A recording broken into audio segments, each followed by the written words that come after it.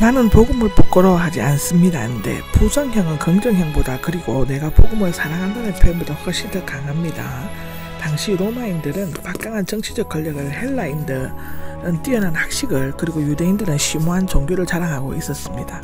최고 수준의 헬라 문화가 보급된 화려한 정치적 대수도 로마에 사는 로마인들에게 있어서는 식민지 땅의 유대에서 가난한 목수의 아들로 태어나 보잘것없는 나사렛에서 살아나서 끝내 다른 강도들과 함께 십자가에 못 박혀 또 예수를 전가하는 일을 부끄러운 일로 여길 수 있었습니다.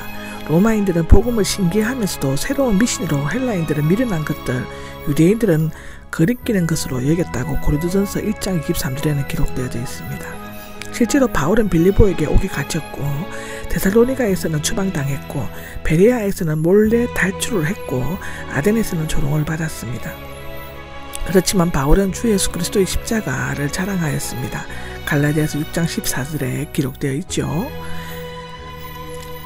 언제 어디서나 누구에게든지 항상 자랑스럽고 담대하게 복음을 전하였는데, 바울은 부끄러워하지 않는 이유를 설명하면서 복음과 연관하여 로마에서뿐만 아니라 전체 바울의 사상과 믿음이 기초가 되는 세 가지 주제를 언급하고 있습니다.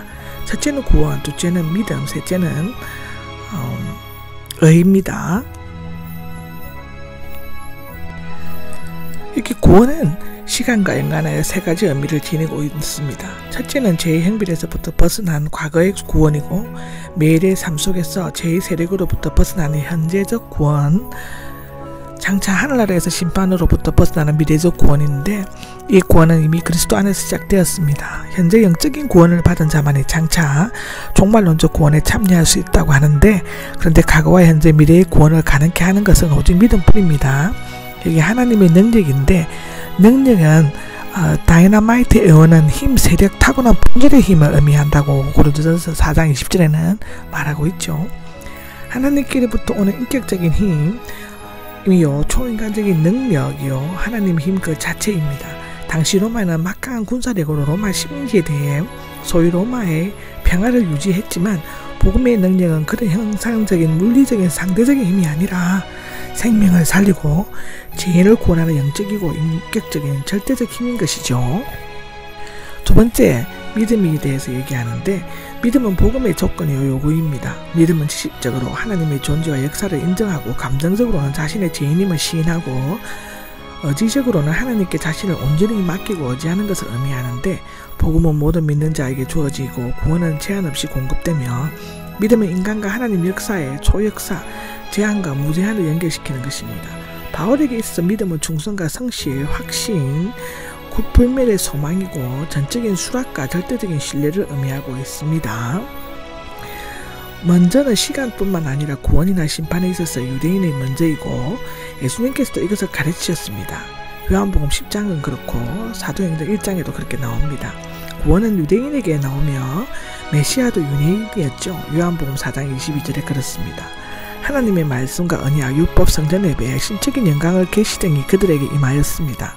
그러나 이러한 특권이 그들에게 주어지는 것은 그들이 우수하거나 하나님의 편애 때문이 아니었죠. 먼저 받은 자는 다른 민족에게 전해야 하고, 모범을 보여야 할 의무와 책임이 있고, 그것을 지키지 못할 때는 심판과 형벌이 따르는 것입니다. 여기에 헬라인들은 앞에 미개인과 대조되는 개념이 아닙니다. 유대인들은 복음을 거부함으로써 복음이 이방인에게서 넘어갔고, 결국 시기난 유대인들은 돌아오게 될 것이라고 로마서 9장에서 11장은 얘기하고 있습니다. 여기 세 번째로는 의를 이야기하죠. 신약 성경에 의는 의롭다, 공의, 칭의, 의 등의 단어보다 더 어렵고 복잡한 개념이 없습니다. 이 개념을 올바르게 이해하는 것은 로마서나 바울서뿐만 아니라 복음 전체를 이해하는 열쇠가 되는 것입니다. 의는 올바른, 적당한 하나님의 복종이나 의지, 성격과 일치되는 하나님과 올바른 관계를 가진 것에서 비롯되었죠. 신적 공의, 형벌에서 비롯되었고, 나타내다, 지적하다, 계시하다와 연관성이 있습니다. 이와 연관된 단어로는 하나님과 올바른 관계를 가지다, 올바른 것으로 선언하거나 지급하다, 옳은 것으로 보이거나 입증하다인데, 로마서 3장, 로마서 6장 7절은 그렇습니다. 또 어려운 행동, 판단, 석방, 사명 등이 있습니다. 따라서 의란 하나님이 죄인을 선한 사람으로 만들지 않으시고, 그 죄인이 전혀 죄인이 아닌 것처럼 취급하시는 것을 의미하는 것입니다. 하나님의 의는 하나님의 본성 또는 속성인과 동시에 하나님에게서 나오는 의, 즉 하나님께서 사람에게 베푸시는 선물을 의미한다고 이사야 56장 1절, 62장 1절, 로마서 3장 22절에 이야기합니다. 말하자면 하나님의 의는 서로 배타적인 것이 아니라 서로 용납하는 것입니다. 즉 바울이 말하는 의는 사람에게 본래 있는 의나 인간의 율법을 완성함으로써 얻는 의가 아닙니다. 하나님 자신의 의고 이로 말미암아 우리는 하나님과 올바른 관계와 사귐을 회복하는 것인데 하나님께서는 우리 자신에게서 생기는 우리 자신의 의가 아니라 우리를 초월하여 하늘로부터 오는 의에 의해서 구원하시기를 원하신다고 합니다. 계시되어 있으며가 나오는데 지금까지 숨겨져서 덮여져 있는 것이 벗겨지고 드러나는 것을 의미합니다. 현재형은 하나님의 의가 복음 안에 계속적으로 계시되고 효력을 미치고 있음을 보여주고 있고 어떻게 하나님의 의가 새롭게 계시되는가에 대해서는 3장 21절의 이하에 상세히 기록하고 있습니다. 믿음에서 믿음에 이르게 합니다가 나오죠. 이 구절은 여러 가지 의미로 해석되는데 첫째는 율법적인 믿음, 구약적인 믿음, 낮은 믿음으로부터 복음적인 믿음, 신약적인 믿음, 완전하고 분명한 믿음, 높은 믿음에 이르게 한다는 것입니다. 두 번째로는 하나님의 신실함으로 사람의 믿음에 이르게 하는 것이고 세 번째는 복음을 받은 믿음이고 고백하는 믿음으로부터 하나님의 의를 소유하는 믿음, 하나님께 복종하는 믿음이라고 말하고 있죠. 네 번째로 믿음의 근원에서 믿음의 목표는 등으로 나오는데 한편 믿음은 하나님에 의해 연관시키면 믿음으로 말미암은 하나님의 의가 계시되고가 됩니다. 여기 계시되고 있음에서 연관시키면 하나님의 의가 믿음을 통해 계시되어 가 되는데 결론적으로 말하면 믿음에서는 그리스도를 만나 복음을 받아들이고 믿음을 고백하여 믿음 생활을 시작하는 초보적인 믿음이며 믿음을 가지게 된 성도가 궁극적으로 성취해야 할 성숙한 믿음인 것입니다. 즉 믿음으로 어렵다 함을 받은 자가 발전적으로 성화되어가는 과정을 강조하는 것으로 볼 수 있습니다.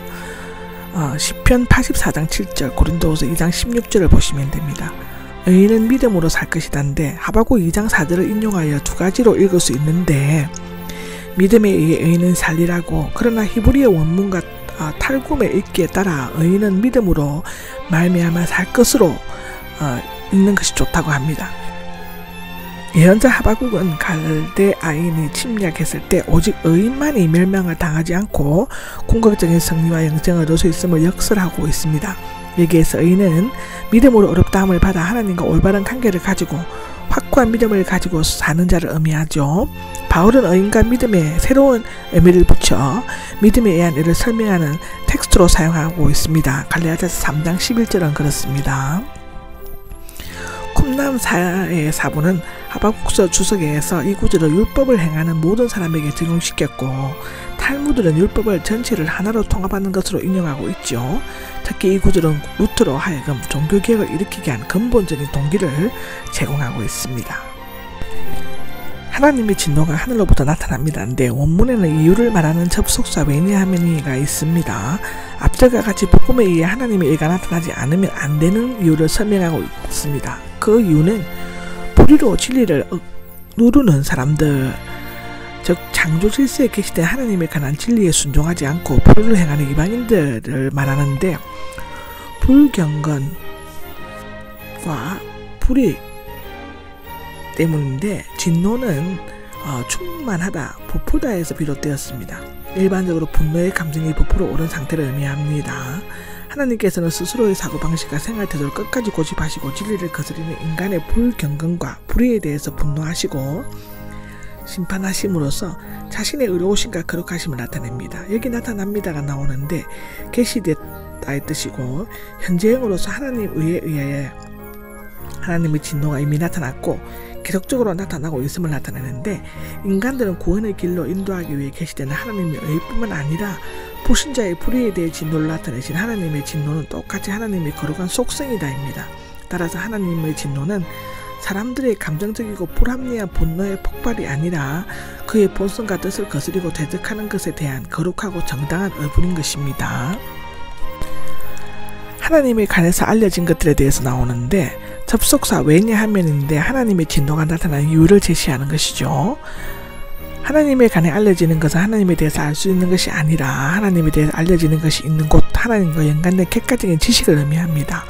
우리 인간은 전적으로 타락했기 때문에 하나님께서 특별 계시를 통해 알려주시지 않으면 하나님을 전혀 알 수가 없습니다. 그러나 하나님께서는 자연이나 마음, 도덕성, 양심 등과 같은 자연 계시를 통해 의미하고 불완전하게나마 알려주십니다.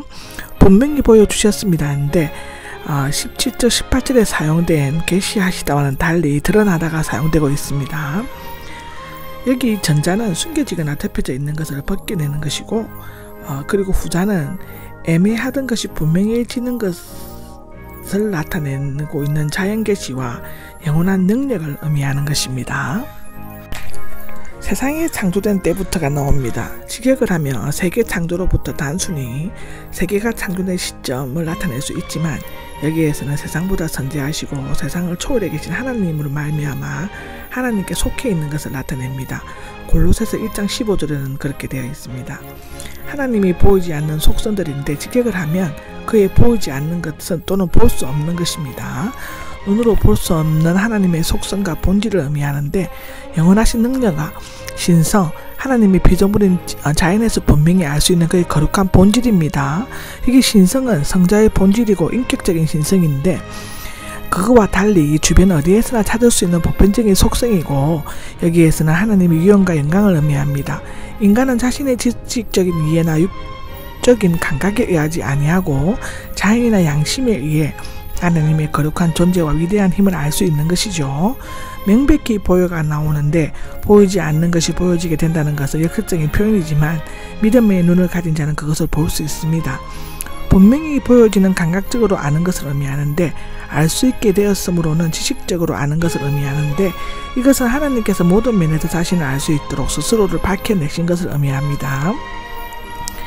인간은 하나님의 형상으로 지음을 받았기 때문에 직관적인 인식이 아닌 신앙적인 인식을 통해 하나님을 알 수 있습니다.